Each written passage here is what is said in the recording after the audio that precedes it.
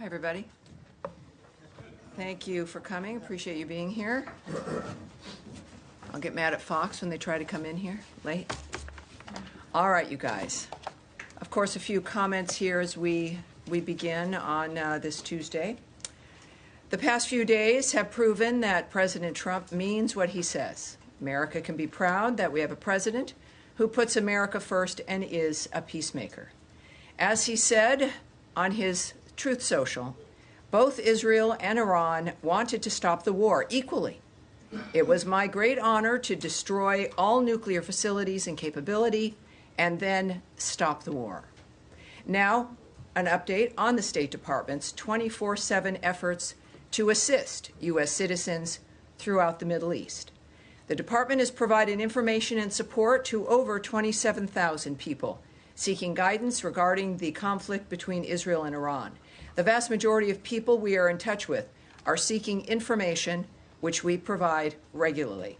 The State Department began assisted departure flights from Israel on June 21st. Flights have departed Israel with hundreds of U.S. citizens and lawful permanent residents and their accompanying immediate family members. We are grateful to our partners in the region and around the world for welcoming American citizens. We also extend our deep appreciation for the government of Qatar's cooperation in the defense of the Udeid Air Base, as well as our deep appreciation for the the Al Udeid Air Base, as well as the deep appreciation for the American men and women in uniform who are there and for the vital role they continue to play for U.S. and regional security. Yesterday, Iran launched several missiles against AUAB. Many of those missiles were successfully intercepted due to the combined efforts of the U.S. and Qatari armed forces. Thankfully, no Americans or Qataris were hurt. In further announcements today, Secretary Rubio has landed along with the President at the NATO summit at The Hague. As the Secretary has noted, under President Trump's decisive leadership, we're driving historic change at NATO. Also this week, the United States will participate in the 55th Organization of American States General Assembly in Antigua and Barbuda, where we will engage with regional partners to advance our shared goals to make for a safer, stronger, and more prosperous hemisphere. Deputy Secretary of State Christopher Landau will lead the U.S. delegation, reinforcing our commitment to supporting Rosa Maria Paya's candidacy to the Inter-American Commission on Human Rights, addressing the crisis in Haiti, and countering the influence of the Chinese Communist Party in the Western Hemisphere. In addition, today, the Department of State's Rewards for Justice program announced a reward of up to $5 million for information leading to the location, recovery, and safe return of Mahmoud Shah Habibi. Mr. Habibi was abducted and detained by the Taliban's General Directorate of Intelligence on August 10, 2022. He has not been heard from since that time, and the so-called Taliban government has not yet provided any information about Mr. Habibi's whereabouts or condition. We encourage anyone with information on Mr. Habibi to contact +1 202 702 7843. That is +1 202 702 7843 via Signal, Telegram, or WhatsApp, or go to rewardsforjustice.net. That again is up to a $5 million reward for Mahmoud Shah Habibi for his safe return. And again, that is rewardsforjustice.net. Sorry, Kevin, he's in America. Excuse me? Is he in America? Excuse me, Matt, please. I'm more of an announcement here. To conclude today, the United States condemns the brutal and cowardly attack on the Mar Elias Greek Orthodox Church and offers its condolences to the victims and their families. We call on the Syrian government to hold all perpetrators of violence accountable and ensure the security of all Syrians, including members of religious and ethnic minorities. As Ambassador Barrack has said, the United States continues to support the Syrian government as it fights against forces seeking to create instability and fear in their country and in the broader region. And now I will take your questions. Daphne, please. Thank you. Sure. Just on Israel-Iran, Trump has said that he was unhappy with both sides for breaching the ceasefire deal, but particularly frustrated with Israel. Does the State Department have concerns about whether this truce will hold, and what conversations is Secretary Rubio having today with counterparts about this deal? Yes, as I noted in my announcement, and actually what, of course, we always appreciate about President Trump is you never really have to guess at what he's thinking, which is appreciated. One of the most transparent men we've known. Americans in the world have watched all of this unfold, I think, in a very clear way, and certainly with the leader of the free world, of the world, really, essentially, in Donald Trump, making it clear his opinion. And this is what also, I think, keeps things moving. With any ceasefire dynamic, it's fragile. And in the meantime, of course, things did come together, and there has been quiet in that region. He did make clear his feelings about that. But as I mentioned in the opening, that he said, just a couple of hours ago, both Israel and Iran wanted to stop the war equally. It was my great honor to destroy all nuclear facilities and capability and then stop the war. So obviously, the president has believed from the beginning that diplomacy can stop wars, that it is the thing that we should rely on. He leaned into that, and it's continuing to work. This is a dynamic now that is in play and is, I think, steady, as he has, I believe, also recognized based on his comments. And then on his Yes. comments about China being able to continue to purchase oil from Iran, how did this come together? Was this part of the Israel-Iran ceasefire deal? And what does that look like going forward? Will sanctions that have been imposed be lifted? Will there be waivers? How does that look? Those are all very good questions. Yes, and it's obviously a very fast-moving, we've used the word fluid here many, many times, a very fast-moving environment. The president has signaled what he expects, what he is looking forward to. This is a cabinet and a government that acts to the nature of what he says and what he wants. And in this case, of course, I'm not going to discuss what that process will be, the nature of any of the applications via the various departments in this government. But clearly, we are focused on making sure that that guiding hand of President Trump prevails and moves this government forward. So we will have to wait and see when it comes to what that ends up looking like. All right. Yes, Andrea. Well, just to follow up, Yes. does that mean, just to translate, are we lifting sanctions? Has anything happened to make that possible? I'm not going to get ahead of the president or try to guess at what his strategy will be, but it will be one that will benefit this country, and that, again, he's very clear. I think the difference is, obviously, sometimes you don't hear ahead of time about the trajectory of a president. With President Trump, he speaks honestly with us. So I would suggest to not translate, to not speculate or guess, but to watch, because things happen quickly, and I think we'll find out sooner than later. Yes, ma'am. One more. Quick follow-up on something. You quoted the president as saying, it was my great honor to destroy all nuclear facilities to stop the war. As far as we know, the bomb damage assessment has not been done. The Joint Chiefs Chairman was talking about how long it might take. Do we have something more conclusive about destroying all of the nuclear facilities? Well, a conclusive comment for me would be coming from the President of the United States. I have great admiration for you, Andrea Mitchell, but I think he might know more than you do at this point, more than I, more than any one of us here.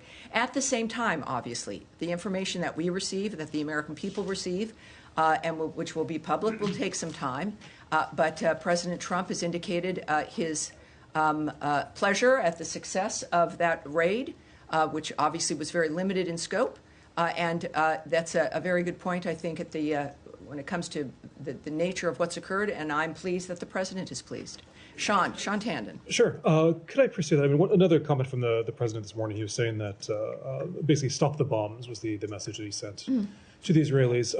Does he believe that the Israelis complied with this? Is he happy with how it turned out? Well, I think that there's early on, and again, I'm here at the State Department. I know my colleague Caroline is very articulate and clear on the nature of the president whom she represents and the State Department at the White House. But I think when we clearly look at the nature of how the day has transpired, there was some activity back and forth, and that has stopped, and the ceasefire has taken effect, and the president is pleased. So I think we can take that as an indicator of his feeling about it at this point. Sure. One more. And I mean, they're both statements both from Tehran and from Jerusalem and Yes. Tel Aviv today. But I mean, one of the things that from the Israeli military chief was saying that this is just a phase and they reserve the right to go back in. I mean, do you think that's consistent with the call for a ceasefire in terms of the Israeli statements on this? Well, I think the statements that we've looked at that we care about are the fact that both, certainly Israel has agreed to the ceasefire. And we believe there's a statement from Iran that has done so as well. So those are the statements that we care about. All right. Yes, sir, in the back. Right there, sir. Yes, sir. Thank you, Tammy. Obviously, pretty epic diplomatic developments last night. Yes. Can you walk us through any of the diplomatic steps that were taken that led to the ceasefire, and specifically Secretary Rubio's role? What are some of the ongoing efforts to make sure the ceasefire sticks? And then a separate but related question. The President spoke this morning about the great trading potential with Iran. Does this administration envision a broader rapprochement with Tehran that could lead to diplomatic ties being established, even the embassy being reopened? Well, on both those issues, I can't speak directly to them, but I can say a few things in that certainly I wasn't there. The Secretary of State was in a dynamic with the President that is a private dynamic as that team was addressing a war and the nature of how to stop it. So I can't speak to how that transpired or the decisions that were made, but obviously a successful evening, successful aftermath when it comes also to a very quick ceasefire. In the meantime, for your other question, which was, remind me again your second question? Well, President Trump this morning spoke a little bit about the potential for trade with Iran. Oh, the trade question. I was asking more about the yes, potential obviously, rapprochement. again, while I can't speak obviously to the choices President Trump will make, what we do all know is that he is a businessman. Americans appreciate that about him, the nature of how he looks at the issue of national security and safety. And he has in the past addressed the issue of relationships with this country, keep other nations secure, that we are a good friend to have, that a friendship with the United States assists and helps facilitate the natural national security of another nation. So I look at that in his approach in certain things, and that's been certainly his attitude about it, and it seems to be a correct one. It's one I agree with. So I think we'll see that if that in fact is the case here, and we'll find out. All right. Yes, ma'am. Tammy, is there any sort of monitoring mechanism for the ceasefire if it continues to hold? Will there be a third party that is making sure that both sides are adhering to this ceasefire? Well, as the State Department, I can't really speak to that. I think that's a DOD question and certainly a White House question. And then how do you view the next steps for nuclear talks potentially resuming in light of this ceasefire? Is there anything on the schedule? Any follow-on conversations between the two sides to try to resume the talks that had been? Well, I can't speak to a schedule. I'm not going to guess or speculate about when something might happen. What we do know, and President Trump throughout this process had been tweeting about the fact that this would be a good time for negotiations to renew, for these talks to renew. Of course, with some disappointment that it got to this point. He has been committed to diplomacy and to discussions. Obviously, he's displayed that for these last 5 months, and I would think that has not changed. So the commitment, not just from President Trump, but also from Secretary Rubio, to minimize the need and go out of your way for the need to not engage militarily is clearly a hallmark for him and his view of national security and foreign policy, as it is for Secretary Rubio. And I would expect that approach and that commitment to remain the same. Impeachment? Yes, go ahead. Thanks, Tammy. Just to follow on that, over the weekend, the president, many other cabinet members, they said that the strikes by the U.S. military on Iranian facilities had obliterated the nuclear program. Because of that, do you see that as buying more time for these negotiations to play out? Has the urgency at all changed?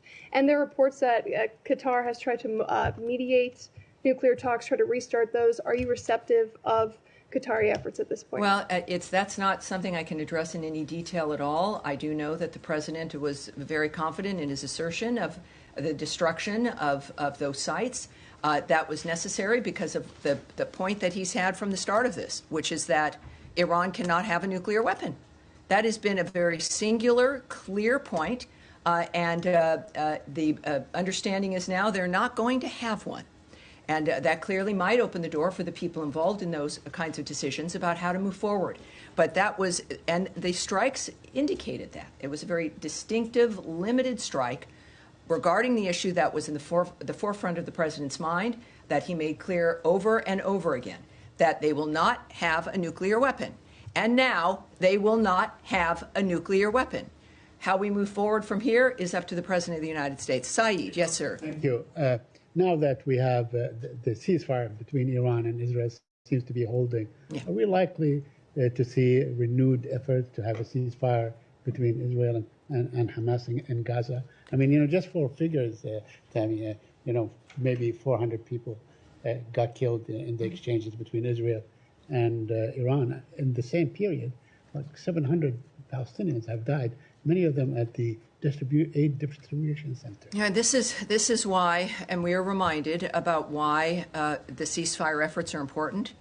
It is a reminder about why the president, and why we're lucky for President Trump to be our president and for Secretary Rubio to be focusing on changing the status quo on this planet and changing the old dynamic of wanting new ideas.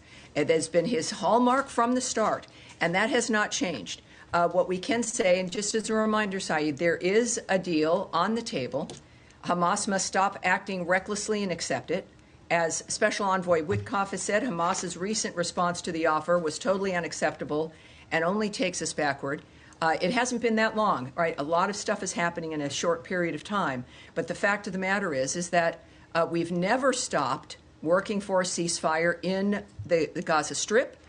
We've never stopped wanting that to end, to get us out of that repetition of something that has certainly made the first victims, the people of the Gaza Strip, and then everyone else. It's a reflection of what needs to end and what has been the problem. President Trump has made clear to, in this case, Hamas specifically, that they will face consequences if they continue to hold hostages, which they do, including those who have already passed away and those who are still living.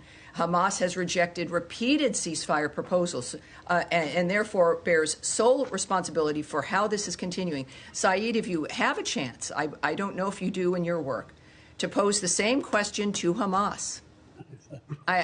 It would be, I hope you might be asking them. I'll do it through my articles. Right. I have no direct communication. All right. Yes, sir, there in the middle here. Yep. Thank you very much. President Trump has long said that Iran should not have nuclear weapons. That is correct. That is clear. Do you think it is important for Iran to change its foreign policy because the U.S. always says it is the biggest state sponsor of terrorism and destabilizing region? I obviously can't speak to what's in the mind of the so-called leadership of Iran. I do know that the future of Iran is in the hands of the Iranian people.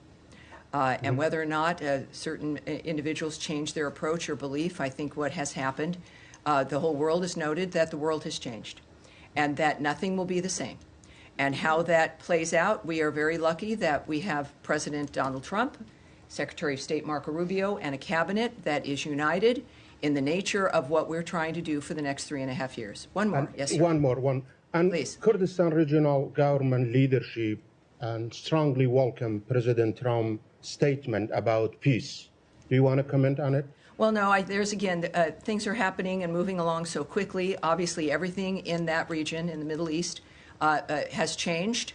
And we will have to see where those who are leading this charge and this change, again, the American leadership here with Trump, Rubio, and J.D. Vance, of course, just strong leadership across the board. We're very lucky, as we've seen also with Secretary of Defense Pete Hegseth. We are very early in this administration. Think about it. We are in the middle of June. And we've seen the results now of men and women who are focused. So we'll see for the Kurds and others as well.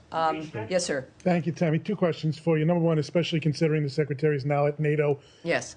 does the Secretary feel like European allies had America's back to the extent that they should in this Iranian operation? I'm not talking about militarily, but from a general support standpoint, beyond just platitudes of concern about the Iranian nuclear program, do you feel like you got backing from Europe on this? Well, I'm not going to comment or speculate on the feelings or assessments of our partners in any kind of dynamic. That's between them. It's about the leaders of the world. Right now, what I can tell you is that President Trump and Secretary Rubio are right there in The Hague at NATO for conversations with our partners throughout Europe. And I think that everyone expects that to be very successful. It's going to be a very exciting time. It's a perfect time for those conversations to be had. I'm not going to speculate on the nature of those any conversations or can speculate on the feelings of people either. Second question for you. Yes, sir.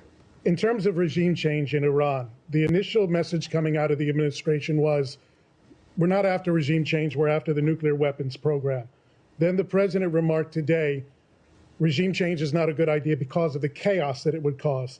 So what is the administration, specifically the State Department's message here to Iranians who are suffering under the oppression of the regime? How do they move forward does America have their back, considering the president said regime change is not a good idea right now? Well, again, that's in the perspective certainly of the president and what his actions, he feels what actions are important, what our intentions were. It was very clear from the start, from the very beginning. For years, the president has spoken about the problem of Iran and how they can't have a nuclear weapon. This is not a new idea, and it's certainly a globally held idea. But we've said here at the State Department repeatedly in a number of different dynamics that the fates of countries belong in the hands of the people in those countries. That is the overriding general message of the Marco Rubio State Department. It is the kind of thing that when we think about, not just democracy, but the nature of the decision of citizens to decide what kind of leadership they want. That is what our position is for certainly Iran and every other country on this planet. Yes, sir. Yeah. Thank you, Tammy. Two questions, one on Iran. Have you received any signals or message from Iran that they are willing to come back to the table? This first. And secondly, are you still sticking with the proposal that you sent to Iran, or you are open to discuss more broadly? Well, again, as we know, many things have changed in just the last few days. And so I won't speak to what messages may have been sent to Iran, which would have been, of course, to the White House and to if Secretary Rubio as the National Security Advisor. So I would ask you to check with the White House for that. And the next Syria, one, yes. Yeah, on your opening remarks, you said that the United States is ready to help the Syrian government to fight against forces seeking to create instability. Would you elaborate that? What kind of support are you willing to offer to the Syrian interim government? Are you willing to help them or provide them military support? Well, I think already we know, of course, of the assignment as a special envoy of Ambassador Tom Barrack has been a very clear indicator of our commitment to helping Syria be able to be a functional and steady and stable government. He, of course, is the ambassador to Turkey, and our commitment through his work is about getting the structure, the stability of the government as functional. We also, of course, as you know, have lifted many of the sanctions to make it possible for other nations in that region to assist the new government also in becoming stronger and able to, in that region especially, deal with terrorist groups, especially deal with ISIS. And that is our commitment. So it is, I think, manifesting now very clearly. And Ambassador Barrack is there as our envoy in that regard. And it's a very exciting time with a lot of potential. Yes, sir. Yeah, yes, sir. In the gray suit there. Yes, sir. Thank you, Tammy. You've been in the negotiations process with the Iranians for almost the last 2 months at the State Department. And the Iranian foreign minister just last Friday, he said that they suspect that the negotiations with the U.S. Used as a cover for the Israeli attack. And a day after that came the U.S. raid on Iranian nuclear establishment there and the buildings. are you able to restore the trust between you and Iran? And how do you see these claims from the Iranian side? Well, that's certainly a question that I can't answer, but we've got the best people in the world who are doing this for a living, who have committed their lives to making a difference here in the world. The president has not indicated that, as a matter of fact, he really opened his presidency with a willingness to talk with everyone. And as a peacemaker, that is what he's done, and I would suspect that that approach will continue. All right? Yes, sir. Go ahead. Thank you, Tammy. Do you think that there is any lesson for North Korea to learn from the U.S. strikes on Iranian nuclear facilities, given that North Korea has been doubling down on its nuclear program, despite the Trump administration's commitment to the complete denuclearization of North Korea? Well, again, the nature of the choices that are made, I won't speculate about what other countries should think or do. At the same time, President Trump, in his first term, made a significant outreach to North Korea. And what I can say, of course, and they've got their own nuclear program at North Korea, that we remain committed to the complete denuclearization of North Korea. That remains a commitment. If the North Korean nuclear issue can't be resolved through dialogue, I'm not going to speculate on hypotheticals at this point. But thank you very much. All right. Yeah, yes, there you are. Hello. Just on a follow-up on North Korea, has there been significant outreach from the State Department to the North Koreans? I'm not going to speak to any, whether they exist or not, any diplomatic efforts outside. All right. All right. And yes, go ahead. Thank you, Tammy. I just wondered whether you have any further information on reports of a drone attack that happened to multiple Iraqi military sites early this morning, local time, Tuesday, whether you know at all whether Iran was behind those drone attacks at all? I would suggest that the DoD might be the place that it might have an answer to that. Anything else? All right. Daphne? You're good? All right. And then, yes, go ahead, sir, at the end. About the material that was removed from those nuclear sites. There are satellite pictures of trucks lined out. Oh, nothing. I can tell you nothing. Just saving some time here. Yeah, I'm not going to speculate or discuss what may or may not have been removed from a particular site. Well, then can you tell us, based on what you do know, I mean, how many years? I can talk about the English royal family. I love them. Yes, How many years would this have knocked back the nuclear program, and could that have been avoided if the U.S. had remained in the JCPOA? When it comes to what's happened with Iran, we can look back several decades about the nature of the choices that certain administrations made that helped facilitate the nature of the building of that program. Donald Trump inherited a world, he'd left a world that was at peace, and he inherited one that was tipping over. And so his commitment, and what we look at here right now, is recognizing the status of things and what needs to be done to fix them. And that's what we're focused on. All right. And Matt Lee, I have a feeling you might have a question. I vaguely remember that. Well, I did, but now it turns out that the you have a different one. I answered, so I do have a different one. Okay, good. But all I was trying to find out was whether you didn't mention is that this Mr. Habibi was an American, which it turns out that he is. But has he been wrongfully determined to be wrongfully detained? We have determined that he has been disappeared and that he has not been heard from. And that is why there's the rewards for justice, is that he was taken and he has not been heard from since. Okay. And we are hoping that this appeal may bring forward with up to $5 million. It makes a difference in everyone's lives. Sure it does. That we might get some information about him. Okay. Then just the other thing was you had been asked earlier and yesterday, I think, about this money that is apparently going to go to fund the Gaza Humanitarian Foundation. Have you been able to uncover anything about that?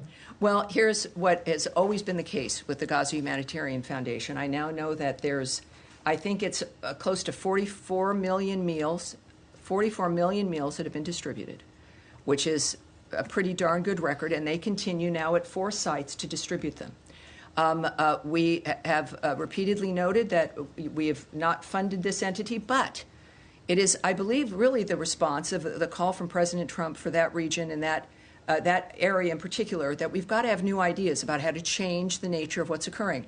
The region has stepped up. Other nations have stepped up, agreeing that the situation in Gaza has to be dealt with differently. We have to refuse to let it continue. And while we have a humanitarian crisis manifesting, is to do our best in an area that a terrorist group refuses to cooperate, ignores ceasefires, continues to hold hostages, and refuses to put down their weapons, that we are committed to endorsing, helping, promoting efforts to make a difference. When it comes to how that will manifest for the GHF, I can't say right now, but again, it's nice to know that 44 million meals have been distributed. That, like everything else for the last few days in the Middle East, everything has changed. How that manifests in the Gaza Strip is yet to be determined, but I'm sure we have another briefing on Thursday, and who knows, we'll have something new at that point as well.